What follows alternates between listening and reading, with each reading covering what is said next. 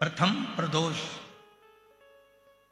की उत्पत्ति कब और कैसे हुई?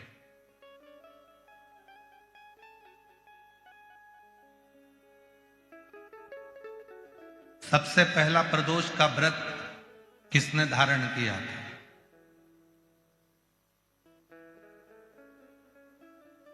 कहा जब देवता और असुरों ने मंथन किया और उस मंथन में जो हलाहल विष निकला और वो विष कोई लेना नहीं चाहता था। ऐसा दुनिया में कोई नहीं है जो बुराई लेगा। अच्छा किया तो मैंने किया, बुरा करा तो इसने किया।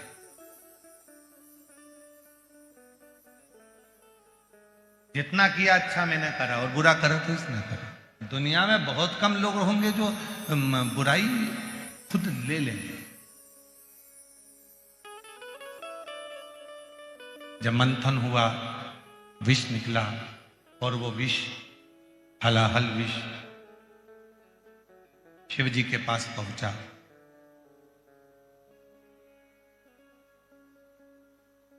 त्रयोदशी का दिन था।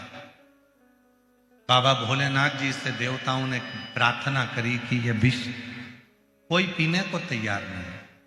तब भगवान देवाधिदेव महादेव ने उस विष को हाथ में लिया और मुख से लगाना प्रारंभ ही करा कि मां जगतजननी उस कंठ में जाकर बैठ गई।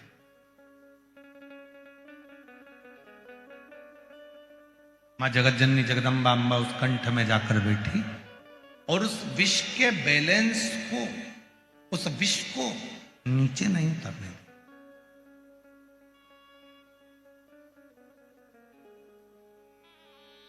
इतना हलाहल विष था कि देवाधिदेव महादेव भी अगर उस विष को पीते तो उनके भी प्राण जा सकते, पर उतरने ही नहीं दिए।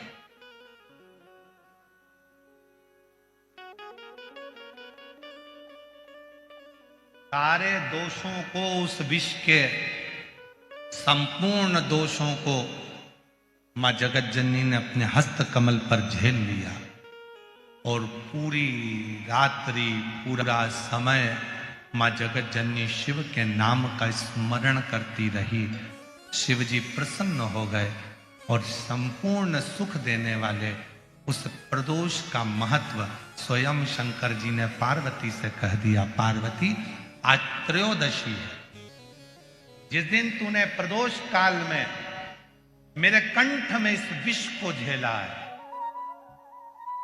संपूर्ण जगत में कोई भी जो इस त्रयोदशी के दिन प्रदोष का व्रत करेगा और प्रदोष काल में मेरी साधना करेगा, उसकी जिंदगी के सारे विषयों को मैं अपनी ओर खींच लूंगा और उसको सुख प्रदान।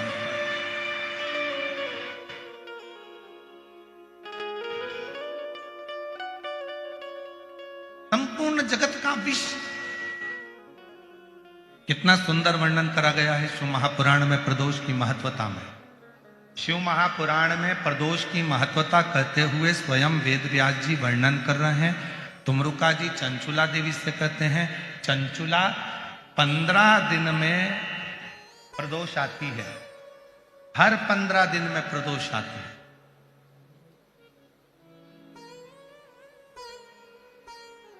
संसार का व्यक्ति यदि किसी तीर्थ में नहीं जा सकता, संसार का व्यक्ति कोई तीर्थ नहीं जा सकता, संसार का व्यक्ति कोई तीर्थ में जाकर स्नान नहीं कर सकता, संसार का व्यक्ति किसी तीर्थ में जाकर किसी पवित्र नदी का यदि स्नान नहीं कर पाता, तीर्थ नहीं जा पाता या भगवान शंकर का भजन नहीं कर पाता, हर 15 दिन में प्रदोष आती है।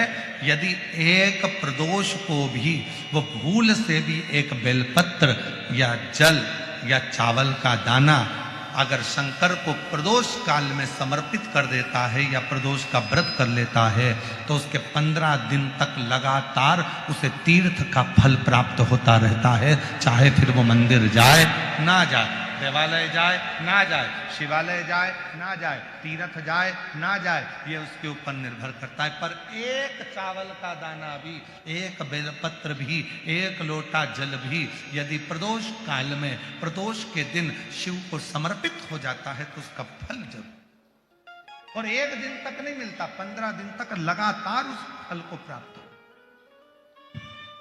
परमात्मा पर भरोसा करने वाला और प्रदोष का व्रत करने वाला कभी खाली झोली लेकर नहीं जाता, याद रखना।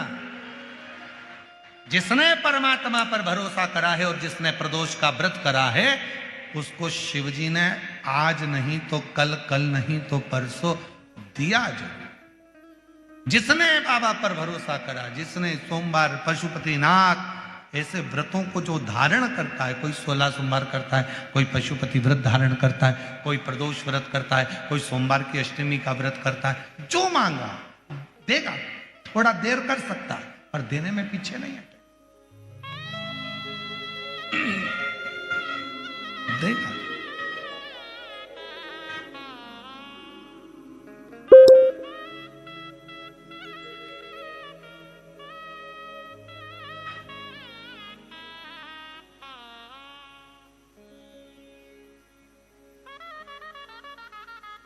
सारे देवता रोज भ्रमण पर नहीं निकलते।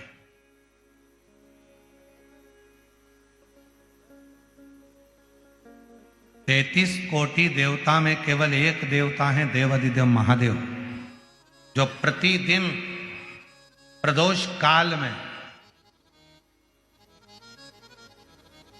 प्रदोष काल में शाम के समय अपनी अर्धांगिनी मां पार्वती जी के साथ भ्रमण पर निकलते हैं, अपने भक्तों का दुख मिटाने के लिए। प्रतिदिन। पहले तो मेरा निवेदन है कि प्रदोष को समझें कि प्रदोष का मतलब क्या। संसार का कोई मनुष्य कितने भी दोष कर ले, उसकी जिंदगी के सारे पाप उसने जितने भी करे हों,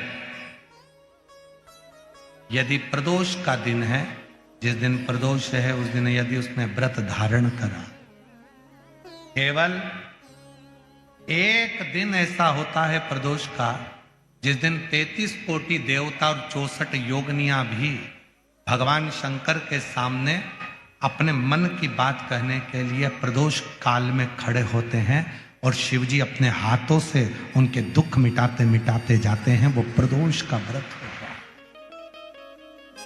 वो सारे दोषों को जो समाप्त कर, सारे दोष, सारी तकलीफ, तुम्हारी जिंदगी के जितने जितने तुम्हारे दोष हैं, इस जन्म के उस जन्म के सारे। और जब भगवान शिव से आप निवेदन करते हैं, प्रार्थना करते हैं, उनसे अपने मन का भाव कहते हैं, प्रार्थना करते हैं, निवेदन करते हैं, तो शिव उसको स्वीकार करते, स्वीकार। खड़े हैं देवता, भगवान शिव नेत्र बंद करके बैठे, भगवान विष्णु, भगवान ब्रह्मा सब देख रहे हैं, इंद्रदेव पीछे खड़े हैं और पीछे से देख रहे हैं। उनको मालूम है नहीं मिलेगा, नहीं मिलेगा ही नहीं। पर तभी भगवान नारायण ने फिर जमकर हर हर महादेव कहा। ब्रह्मा जी फिर बोले हार हार, और भगवान नारायण ने और भगवान ब्रह्मा ने 3 बार ताली का जो नाद किया। चंड ने भगवान शिव को सूचना दी, सूचना देकर भगवान शंकर के नेत्र खुल गए, और शिव जी के जैसे ही नेत्र खुले, बाबा ओ घड़दानी ने, भगवान शंकर ने नेत्र खोलते ही सामने खड़े हुए भगवान विष्णु को, भगवान ब्रह्मा जी को, देवताओं को देखा और पूछा कि आप यहां पधारे, मुझे आज्ञा करते मैं आ जाता, आप मुझे कहते, आप मुझे बोलते तो मैं पहुंच जाता। आप आए, मुझे तो बुलाते, मैं पहुंचता आपके दरवाजे पर।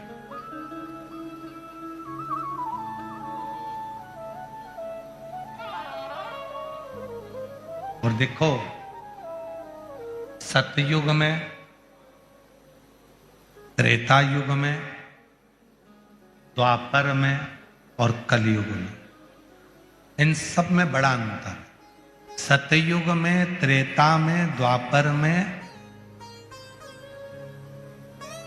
भक्त को भगवान के दरवाजे जाना पड़ता था।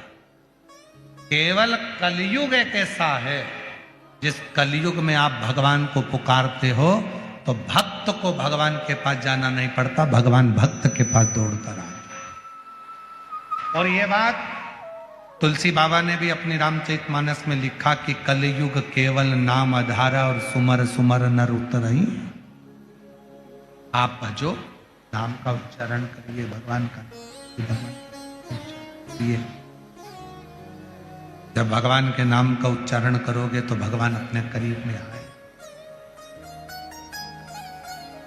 और नहीं तो वैसे तो कलयुग बहुत बदला है।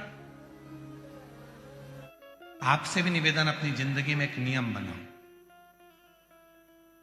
रोज, और रोज नहीं कर सकते तो प्रदोष के दिन, शाम के समय प्रदोष काल में शंकर भगवान के मंदिर में या तो दर्शन करो, नहीं कर सकते तो उनकी चौखट का दर्शन करो, वो भी नहीं कर सकते तो शिव जी के मंदिर की शिखर का दर्शन करो, और वो भी नहीं कर सकते तो किसी शंकर के भक्त का दर्शन कर लो, तो भी शिव तत्व की प्राप्ति होना प्रारंभ,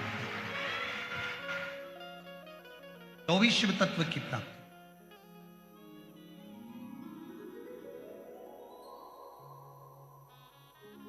महाराज,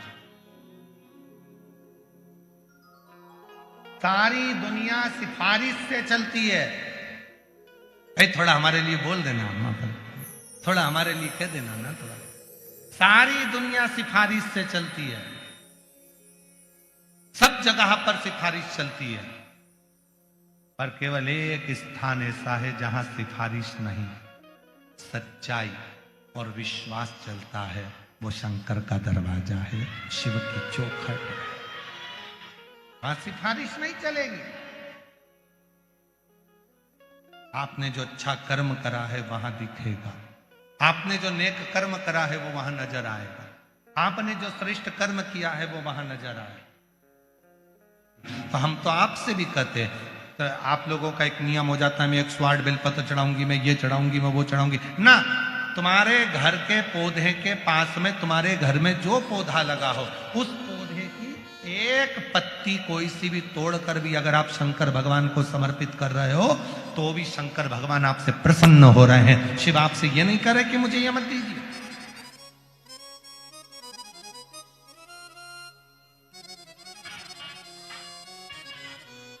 भगवान शिव ये नहीं कह रहे कि मुझे ये दीजिए। और हमने पहले भी कहा, आज फिर कहते हैं, यदि थायराइड जैसी बीमारी है, लीवर किडनी काम करना बंद कर दिया है, या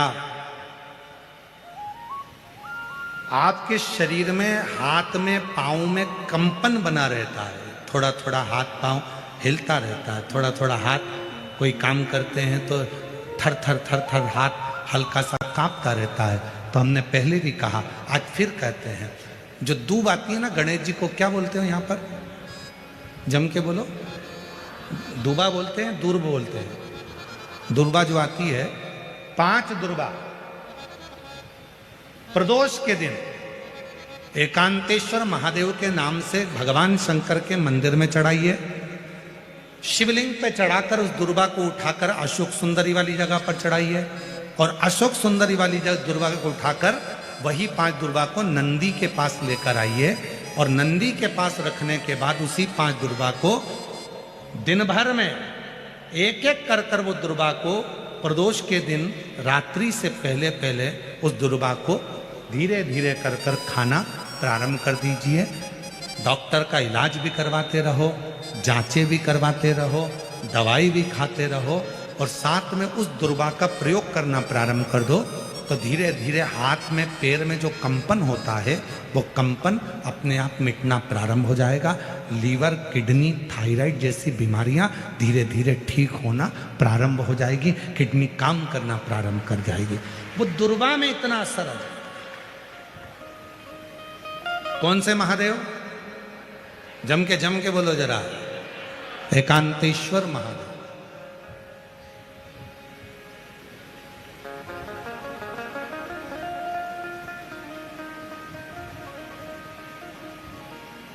शिव जी के कुछ नाम ऐसे हैं जिनका मात्र, जैसे कुंदकेश्वर, आप सबको मालूम है ना कुंदकेश्वर का नाम कब लेना चाहिए? जब दवाई असर ना कर रही, गोलियां खा रहे हैं, डॉक्टर को दिखाना है, एक डॉक्टर बदला, दूसरा डॉक्टर बदला, तीसरा डॉक्टर बदला, फिर भी दवाई असर ना करे, तो कुंदकेश्वर महादेव का नाम।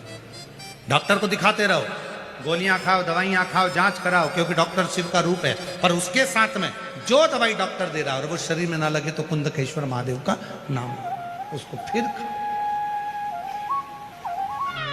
हमने पहले भी कथा में 2 दीप का वर्णन किया, आज फिर कथा में 2 दीप का वर्णन कर।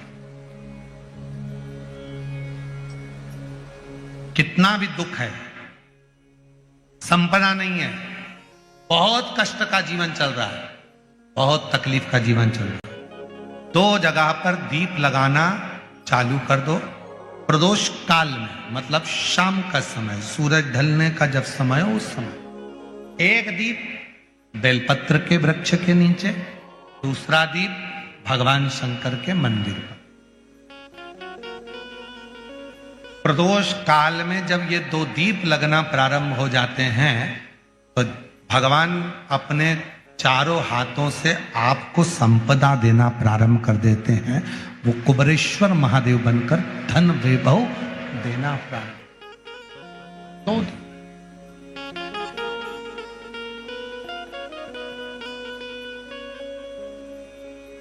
और दोनों दीप फूल बत्ती के होना चाहिए, लंबी बत्ती के नहीं।